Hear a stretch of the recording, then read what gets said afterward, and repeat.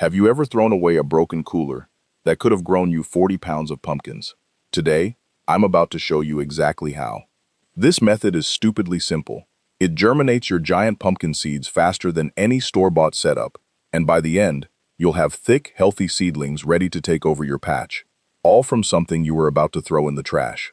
So here's this old broken cooler, dead lid seal, cracked hinge, completely useless for keeping drinks cold. But for giant pumpkin growers, this thing is treasure. I'm turning it into a homemade germination chamber, the same trick giant pumpkin growers have used for years to convert coolers and old freezers into warm, insulated nurseries. First, I'm cutting away the broken parts of the lid and cleaning out the inside completely. Now I'll drill a few small drainage and airflow holes along the base. This keeps excess moisture from pooling and helps prevent damping off, a common fungal disease that wipes out giant pumpkin seedlings in nurseries that stay too wet and stagnant. Next, placement. I'm setting this cooler somewhere it'll hold a steady temperature, away from drafts, off the cold floor, up on a shelf. Giant pumpkin seeds germinate best between 85 and 90 degrees Fahrenheit, with high humidity, so I'm lining the inside with a layer of insulation, almost like the insulated laundry basket trick some growers use to hold consistent warmth around the seeds. Now for the base layer. I'm adding a heat mat right on the bottom of the cooler, connected to a thermostat controller so the temperature stays locked in instead of swinging up and down. This is the exact kind of automation setup growers use to speed up germination and keep it consistent overnight. On top of that, I'm laying down a moist paper towel bed and setting my giant pumpkin seeds directly onto it, leaving space between each one so air can move freely. Then I close the cooler most of the way, just enough of a gap to let a little air exchange happen and let the chamber do its job. And just look at that. After a few days in the warm, humid chamber, the seed coats have cracked open and these little white taproots are already pushing through. This is the payoff of keeping that steady heat and humidity locked in.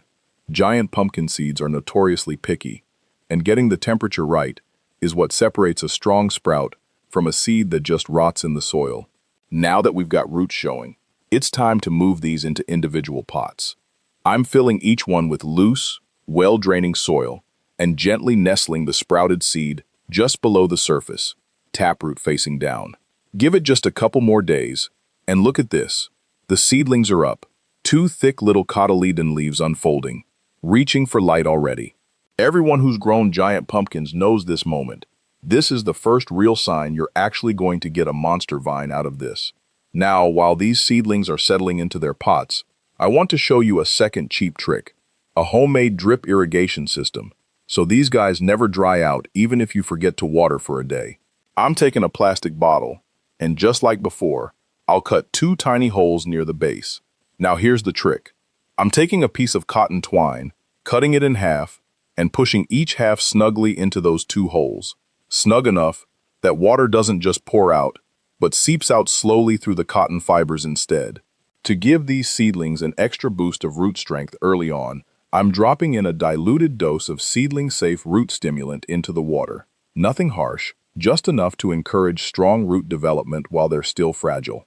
Now I'll place this bottle right into the soil next to the seedling, cotton wick buried down near the roots. That's it. This little system feeds a slow, steady drip straight to the root zone around the clock.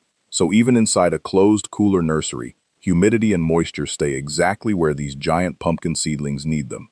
Look at this growth. Just a week later, and these seedlings have already doubled in size. Thick stems, broad leaves, clearly outgrowing their little pots inside the cooler nursery. But before these go anywhere near the ground, they need to toughen up. Giant pumpkin seedlings that go straight from a warm, humid chamber into the outdoor patch can shock and stall.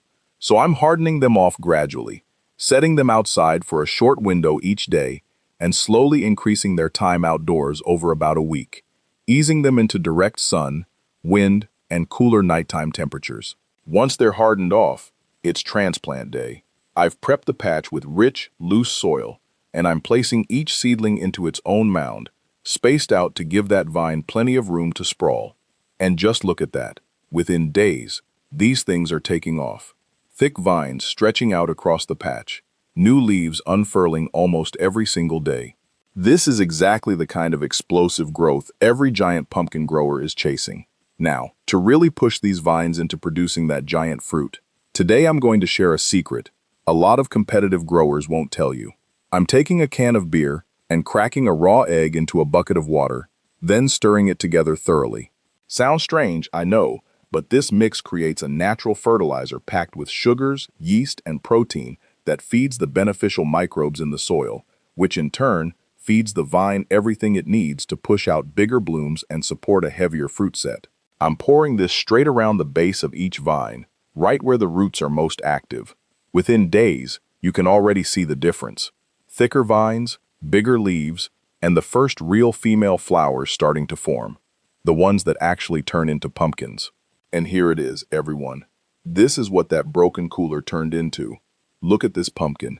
Started as a seed in a beat-up cooler nobody wanted, and now it's sitting here in the patch, massive, orange gold, completely dwarfing everything around it. This is the moment every giant pumpkin grower waits all season for. Let's get this thing weighed. Grab the tarp, get it rolled carefully onto the scale, and there it is, pushing right past that 40-pound mark I promised you back at the very start of this video. From a cracked, useless cooler headed for the landfill, to this. That's the whole journey, right there. Thank you so much for sticking with me through this whole journey, from cutting up a broken cooler, all the way to pulling a 40-pound pumpkin out of the patch.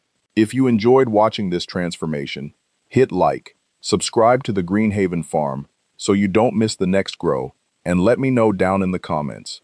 What old, broken thing in your garage do you think could be turned into a nursery like this? See you in the next one.